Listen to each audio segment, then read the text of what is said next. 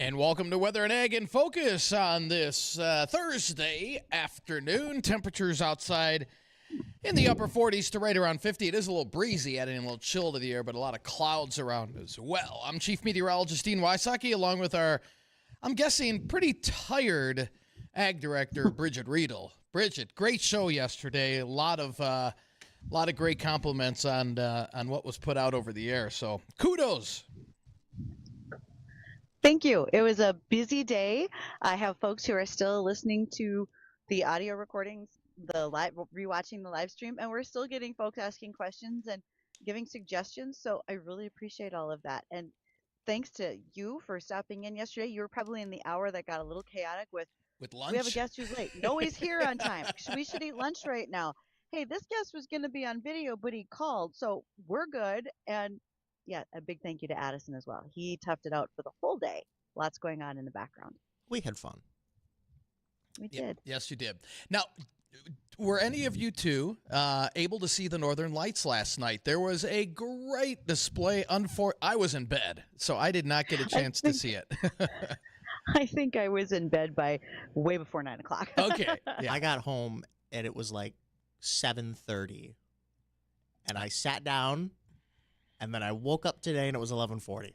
So wow. That's how my night went. Lucky you, man. I want to be able to get the sleep you get. I didn't even have. It was just black for like 3 seconds, and then it was today. Oh wow.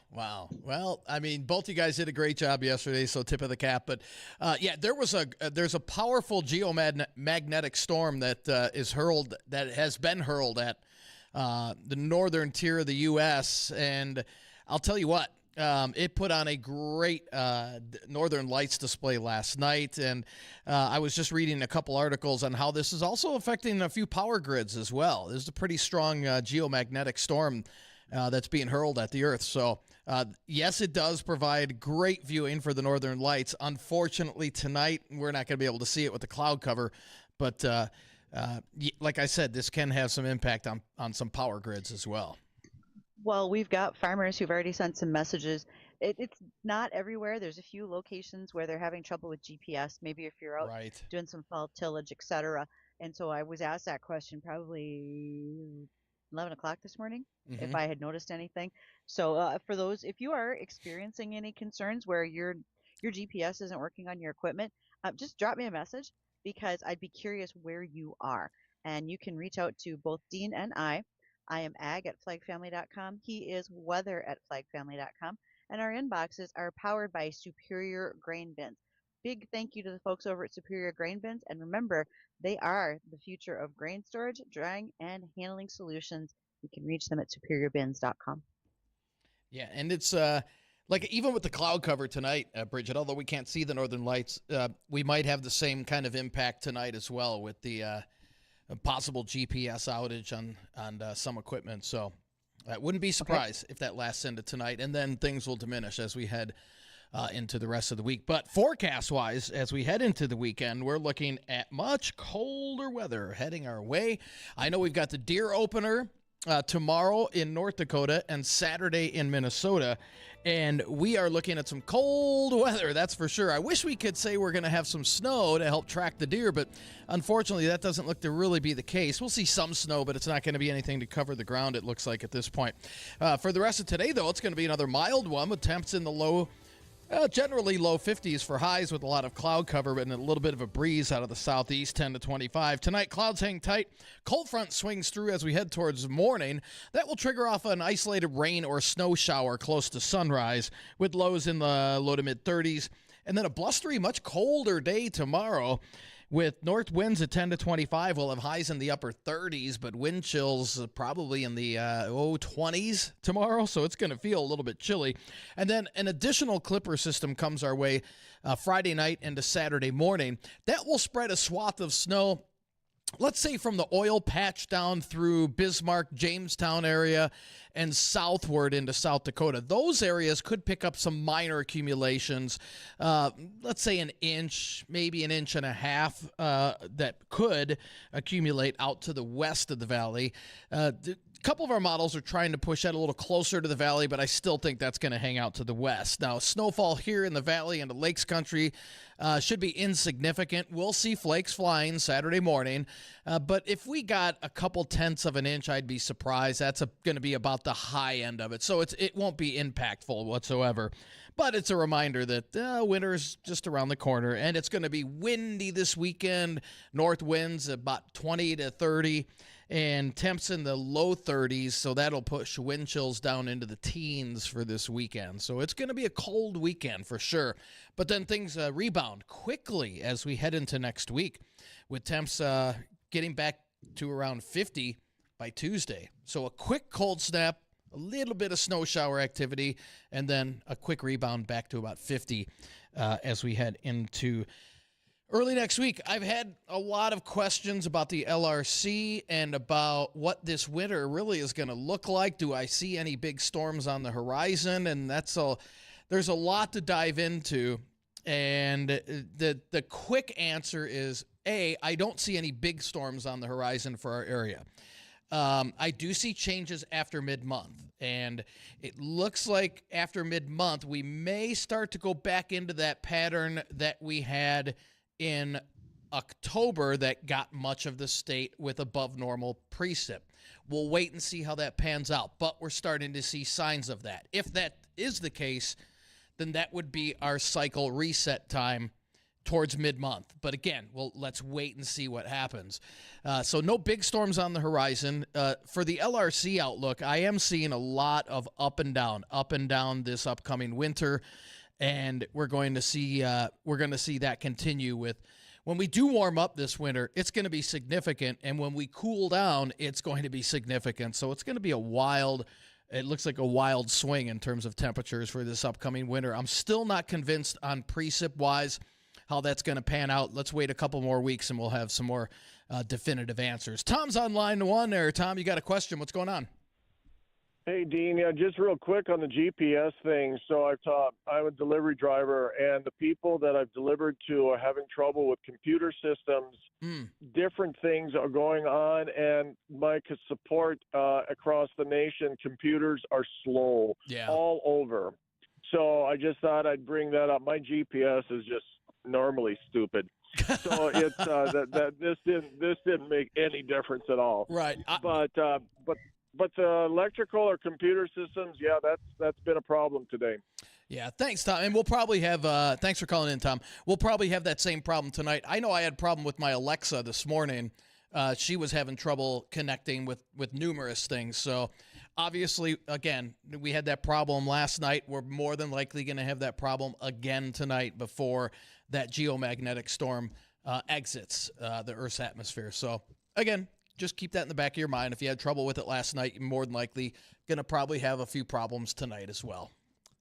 I thought it was just me being overly tired, but no, apparently it's part of the rest of the world as well. Right. I was going to say two things, because I have two Google Homes in my house, and I was already awake this morning when they did them, but both of them loudly at once went off and said, "Sorry, there's been a mistake. We can't do that right now." It was like 11:30, and it terrified me. For just no reason at all. And at the same time, my Google Pixel Watch is telling me that today is Sunday, May 11th, and it's 5:18, and I was kind of wondering what was going on with that. Interesting. It's a smartwatch, and there is no option to set the timer. It obviously isn't too smart. It wasn't too smart this morning. Apparently not. No. So I was wondering what was going on out with of that. hand. Well, I haven't seen any tractors out of the field going the wrong direction, anything like that. So far so good.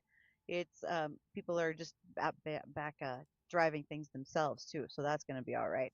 Now, for folks like Tom who want to call and have questions or comments, you can reach us on the JLA Insurance phone line, 701-293-9000. Also, you see our live stream on Acres TV, Facebook, and YouTube, and we'd love to have you keep joining us. Sorry, had to Bless sneeze you. there. We had a lot of folks watching yesterday, and just continue to do so. If you enjoy being able to not only hear us, but see what we're doing, again, you can do that on WDAY, Weather and Ag in Focus, live streams on YouTube, Facebook, and Acres TV. I also have to give one last thank you to our Assistant Ag Directors yesterday, sponsored by Cass County Farm Bureau. Jocelyn Berklid and Allison Smith. Didn't The they do girls great? acted, Oh, they were, oh man, they were showrunners. They were on air. They were outstanding. And I just cannot say thank you enough. Kudos to those two girls. I hope that they had a great day. They said they did, but I know we had a busy day yesterday. It was and great. you know what? You know what's great about it? It gives me hope for our youth that there is some promise out there. As messed up as some of our kids are, those two are shining stars, and that definitely gives promise for our youth that are going to eventually take over. Well, if anybody's looking for an opportunity to get interns, I feel like I'm pre-screening them for you. We've had good ones so far. Well, we are going to catch up with the American Ag Network. We want to hear the livestock market report, but just make a note that starting tomorrow on Fridays, we will be picking up a market summary report with Greg Hansen. He's with Hansen Agri-Commodities. His first report tomorrow will be in the 110 segment of our show. We'll visit with Greg right off the bat. Here on out, we're going to keep him at that 120 time frame. So you'll pick him up every Friday. We'll get a market summary report with Greg Hansen. But for now, let's hear what's going on in the livestock market.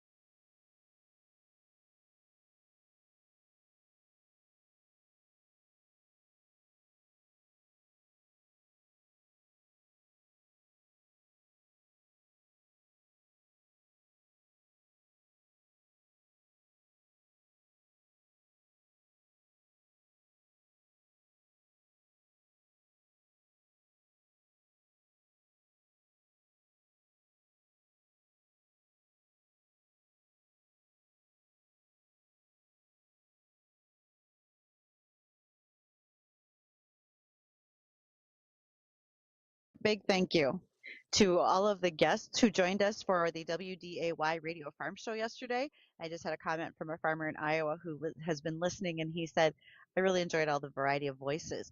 One of those voices you heard yesterday was Marcia Van Leer with Gowan Company. Marcia's a great friend of the show. She had a good reminder for all of us with livestock that if you are using any herbicides in your hay, or even if you're baling straw off of your cropping system, off your wheat fields, whatever, remember what to follow your rotational grazing and baling and feeding restrictions so that you're not putting that hay or that straw out to feed. And then if you're doing it like if you're grazing on corn stalks, and then the next year you're going to plant soybeans or a susceptible crop, and whatever was on that, whatever herbicide was on those hay bales could in fact be leaving some residue in the field that could damage an impending crop. So that was a great reminder from Marcia. We also at the time had a chance to hear some direction from Peterson Farm Seed. Peterson Farm Seed was a sponsor yesterday. They left me a few talking points that we brought up throughout the day, but we're going to do an interview with them later on here in the month of November. Their folks were, well, they were busy selling seed. They couldn't join us in person, but we'll take care of that soon enough. One who could join us in person today is Angie Johnson. She is with NDSU. She is their farm and ranch safety specialist. Angie, from your house last night, could you see the elevator fire at Hatton, North Dakota? There was definitely some smoke in the distance. I tell you what, it's kind of just when you see that, it just breaks your heart because it's a big impact when that happens. So it's an Anchor Ingredients product facility, right? So they're a warehousing facility. They bring in crop from the surrounding area. At harvest time, they were likely full, so they had a lot of grain on hand. I've had a couple of comments already this morning saying, well, it's a conspiracy theory that there's a reason why all these elevators are burning down. People are trying to control our food production. Okay, Angie, help me walk through some of the reasons why we have elevator fires, and it's yeah. Are you able to help me with any of those? or Yeah, you want to no, stay out of that totally? No. I mean, I say oh dear in the fact that I feel bad that that's the thought process, right? Because that's so far from the truth. Elevators, if you've ever been in one, and if you haven't, I encourage you to take a walk through because it is definitely, it's dust, right? And so anytime you're dealing with grain products, there's going to be the dust, the chaff, the screenings. I mean, it's a dirty commodity no matter what type of crop you're dealing with. And so over time, that dust builds up. And let me tell you, when you've got a lot of moving parts and opportunity for friction and heat to ignite that dust, it does not take much at all for these types of elevators to go up into flames. And especially, specifically for this Hatton site, I would imagine, I think they had bought the old Hatton elevator. So this was a wooden structure. And so now we've got dust and wood that's very, very dry, very old, and it just does not take much to start a fire. So if a bearing goes out, for example, in one of the grain legs, the pieces that transfer the grain to the different bin systems on site, that bearing goes out, that can easily ignite, cause a spark, and that dust can ignite quickly. So no, it unfortunately takes a lot of good cleanly practices to make sure our elevators are at a low risk of catching on fire.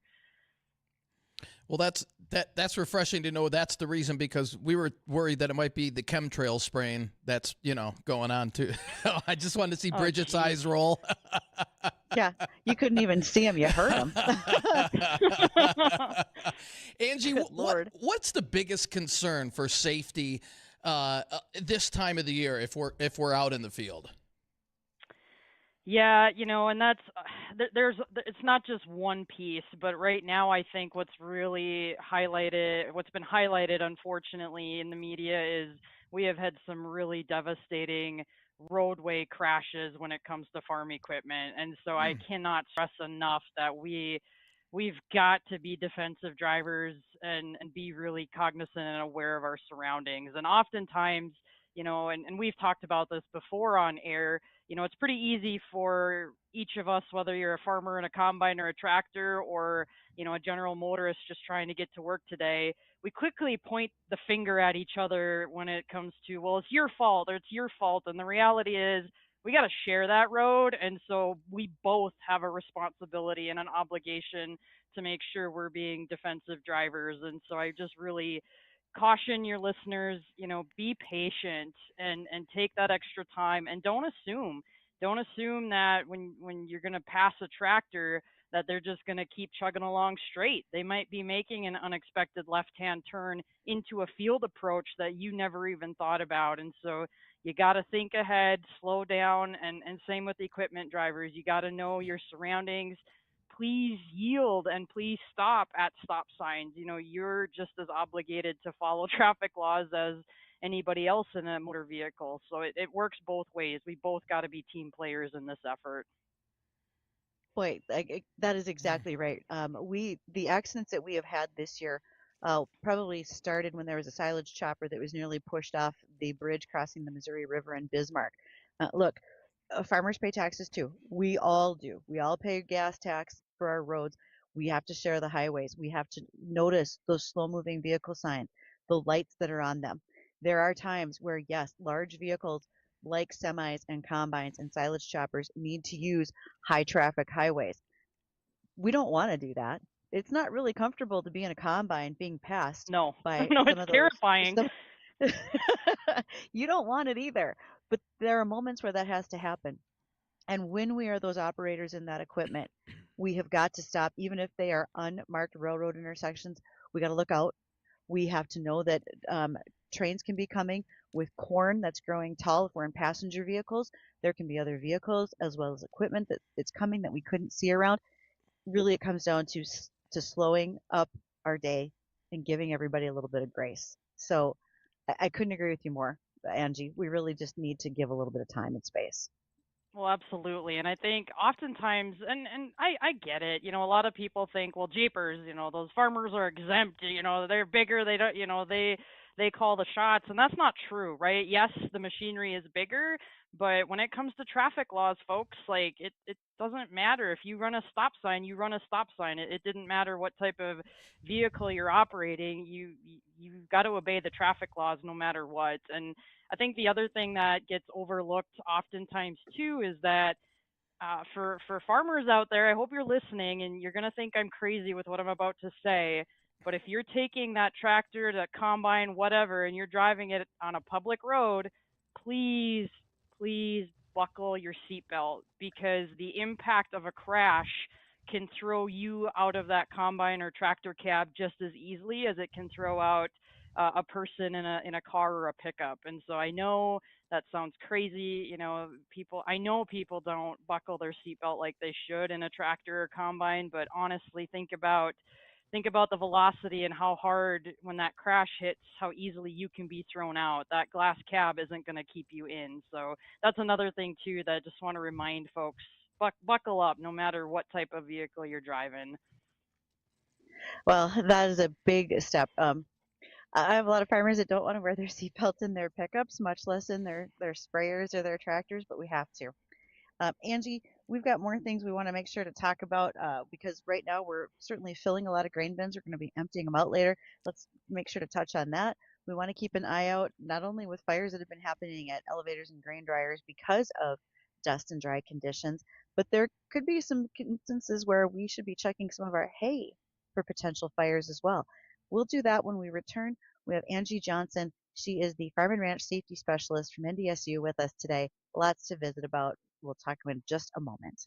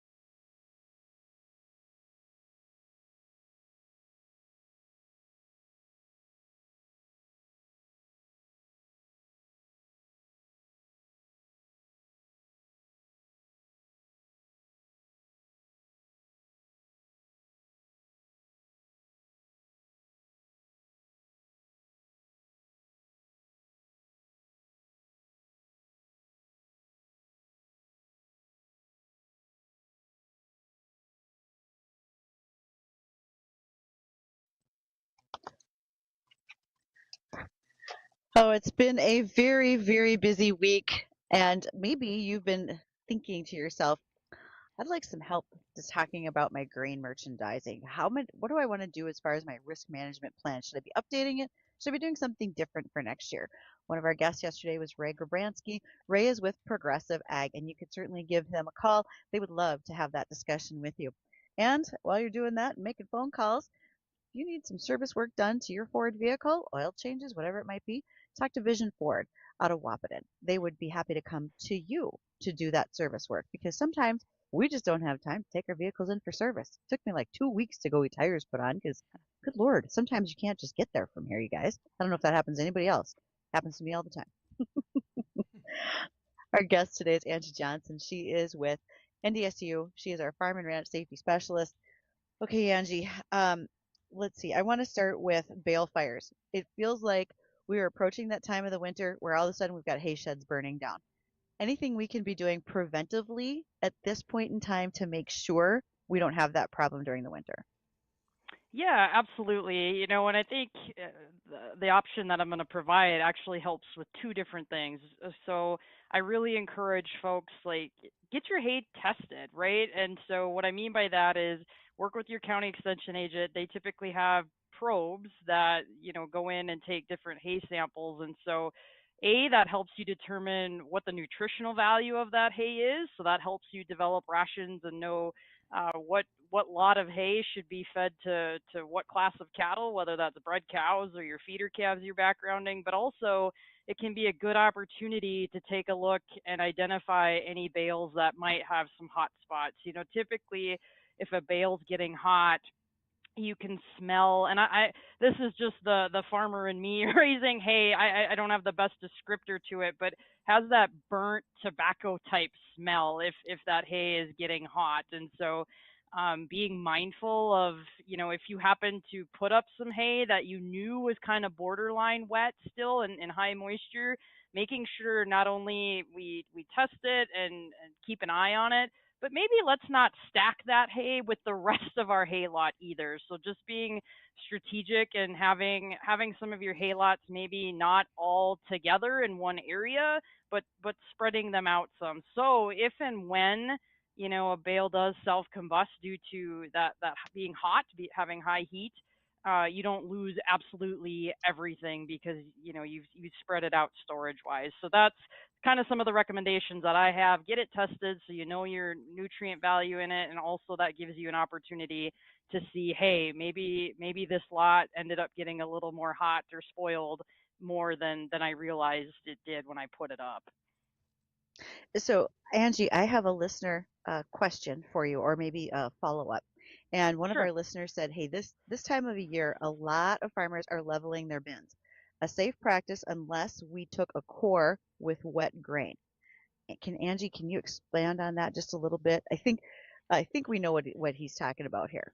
Yeah, yeah, trying to, so when you're augering grain into a bin, right, you end up getting this peak situation take place unless you have some type of spreader apparatus that helps spread that grain around to get a nice even level.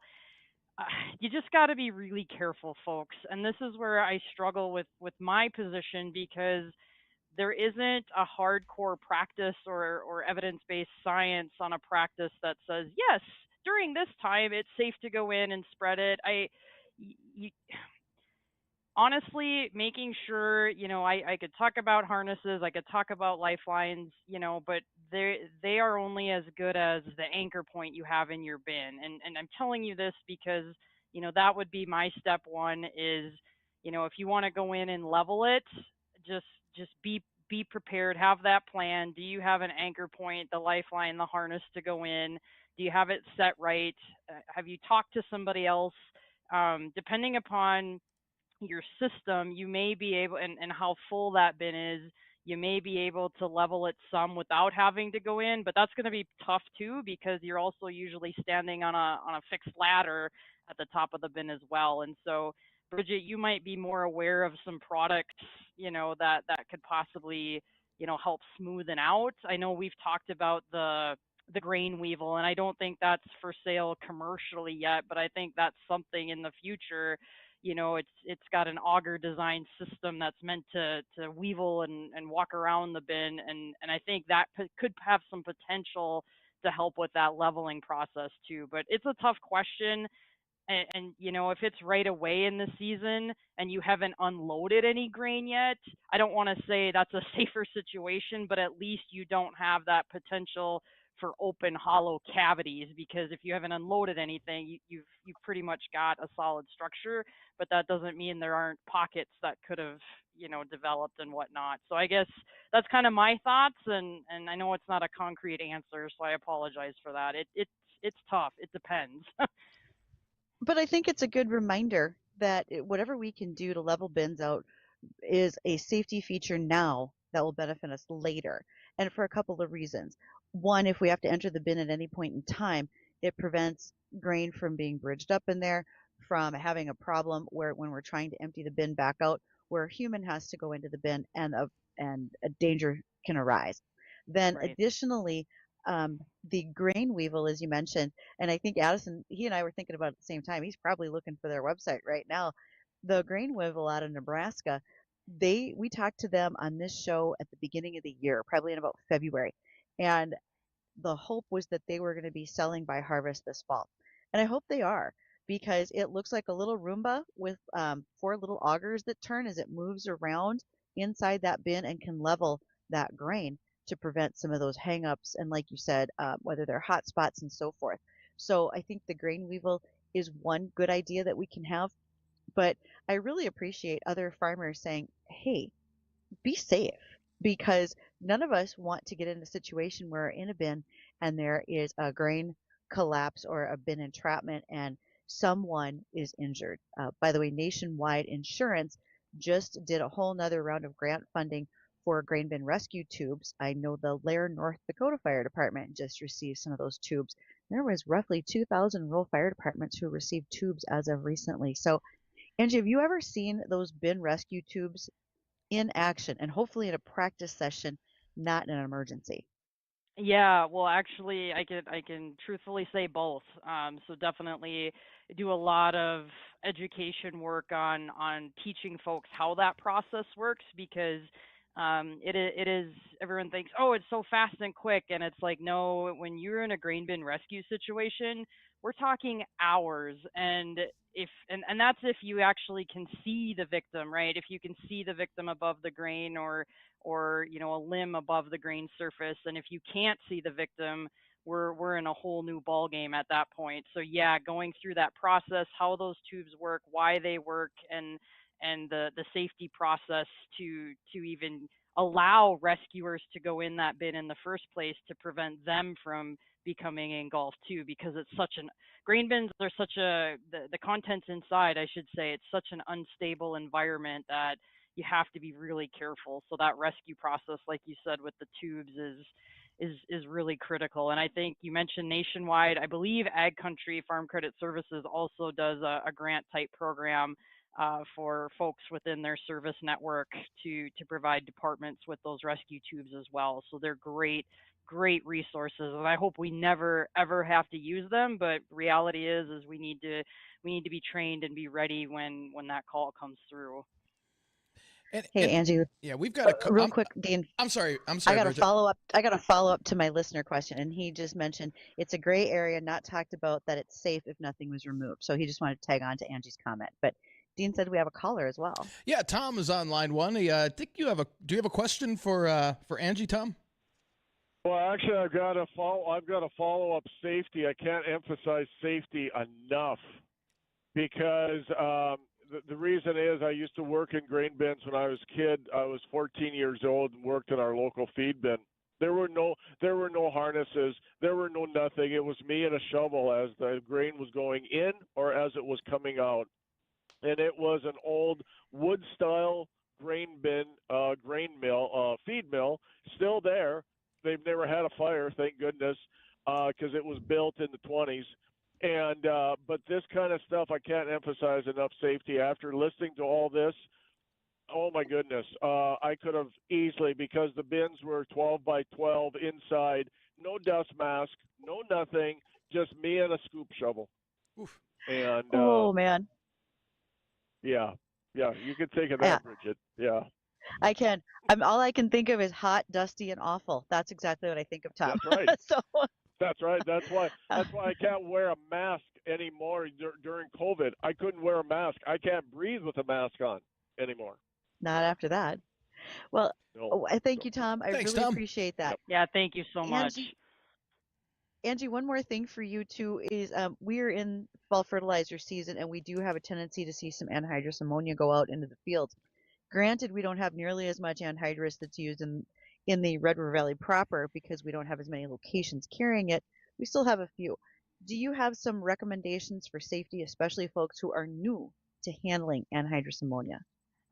Yeah, no kidding. That is a great comment. That stuff is wicked. It is a chemical. It is a vapor when exposed, and so that chemical, if you're exposed to it, it's very much attracted to water. So it's going to go to your eyes right away. And so you've got to wear the safety goggles, and we don't want them to be vented. And so if you have a pair of vented goggles, that just means there's vents provided to help help airflow go through it so they don't fog up, but you need ones that are not vented. We do not want any air or anything to be able to enter, our eye surface area, and you definitely want access to water to be able to draw that anhydrous away from you, and wearing really good high level, high thickness nitrile gloves. And honestly, those that PPE, that personal protective equipment I described, is supposed to come with your anhydrous tank. And so if you're applying using a tank from your local co-op or your elevator, make sure before you leave with that tank, make sure that PPE is provided to you. And if it's not, you need to talk to somebody who helped you load it to make sure you get the supplies you need, because this is wicked stuff. It's not stuff you want to mess with. And I think you're spot on, Bridget. If you've never applied it before, ask questions. Don't be afraid to ask those who you're getting it from. How do I connect the nozzles to my chisel plow to make that application, and what do I need to wear, and those types of questions you've got to ask, because this stuff is not stuff you want to mess around with. No, and any product works great when it's treated responsibly and respectively. Anhydrous ammonia is essentially the gas or the vapor version of nitrogen, and we put it into the soil. We close the soil, the soil surface after we've injected it, so that it's trapped into the soil molecules, and it's there for our crop for the next season. What we really need to remember, as Angie was saying, is safety around it. Wear your gloves. Make sure that you are upwind when you are breaking connections, so that you can change over without those little puffs of anhydrous ammonia getting close to your eyes, your mouth or nose, where you're going to get it into your lungs. I've had a snoot full of anhydrous ammonia, and I will tell you right now, you would crawl over your own grandmother to get away from that stuff, because it has a very immediate reaction. But again, I'm not afraid of it. I'm smart enough to remember to be respectful of the product because it has good uses. So Absolutely. No, very, very true. Angie, thank you so much. Safety during harvest, during fall work is a big deal. Greatly appreciate you being here today. Absolutely. No, thanks for having me. And to all your listeners, please remember, you're important. Take care of yourself. Without you, there is no food. So you got to be safe and take those first steps to take care of yourself. So stay safe out there and look both ways before crossing. Good advice. Good advice. Angie, thank you so much, and you have yourself a great rest of the weekend. Bundle up this weekend. It's going to be a chilly one if you're out in the fields this weekend. And we'll touch on the weekend forecast when we come back, because it does have a little bit of snow in it and much colder weather. That, and we'll hit on a couple of ag topics when we come back.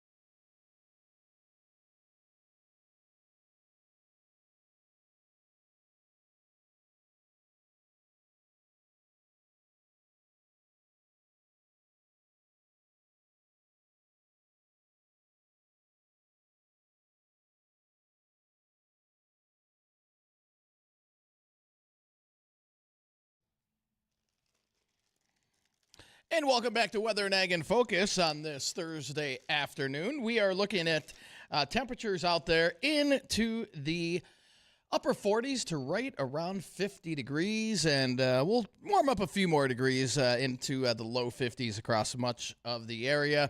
And then it looks like the other shoe is going to drop as we see a couple of cold fronts coming through. Cold front number 1 comes through late tonight into early tomorrow morning. That will trigger off an isolated rain or snow shower. Nothing to worry about there, but the winds will shift to the north. And when you wake up tomorrow morning, temperatures are going to be in the low to mid 30s, and that's about where they're going to stay for the rest of the day. We'll make it up probably into the upper 30s tomorrow, but the winds will make it feel like it's in the 20s most of the day. So kind of a chilly day on tap for tomorrow. And then a clipper system comes our way Friday night into Saturday, and that is going to deposit some measurable snow to the west of the valley. Right now it looks like that's going to stretch generally from let's say about the oil patch region down through the James River Valley and then southeastward into areas of South Dakota. Now, our European model is trying to inch that a little closer to the valley, giving the FM area and points northward up to a half inch. So not a big deal, but I think generally trace amounts from the valley eastward. We'll keep an eye on it in case this has a little more punch to it, but even if we got the high end of it, it would be probably a half inch of snow at most. So, again, nothing to really to worry about that's going to cause any travel problems around here. And then cold weather over the weekend with temperatures only around the freezing mark and a pretty stiff north wind. That'll push those wind chills into the teens for most of the weekend. So bundle up. But like we said earlier, temperatures do warm up to near 50 by Tuesday. So it's a short-lived cold snap, but kind of a shock to the system since we haven't really seen much cold weather around the area so far this season. Well, if you are watching on the live stream, you might be able to see a solar stove in my back seat. It's not there for supplemental heating. That's not the case. But the reason it is there is because it, along with a DeWalt, I'm not sure what volt that is, but DeWalt chainsaw, a battery-operated chainsaw, they're in the back seat because I picked them up as silent auction item gifts for the North Dakota FFA Gala, which is being held Saturday night in Fargo. It's at the Holiday Inn. Tickets are still available if you'd like to attend.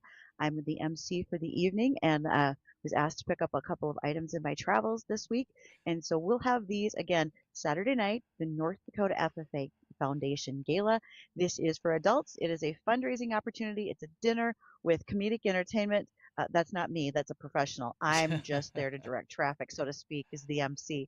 But we will indeed have a great night, and we look forward to raising money to continue to send our students to National FFA Convention, to provide more for our state convention and conferences, and above all, provide scholarships for students who can use them, whether it's furthering their secondary education, purchasing livestock, etc., so that they can make sure to be doing their very best work when it comes to their FFA supervised ag experience programs.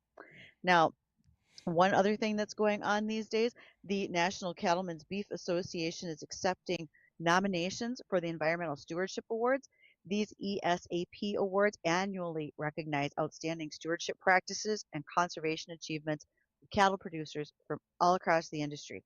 They've been doing this program for about 35 years.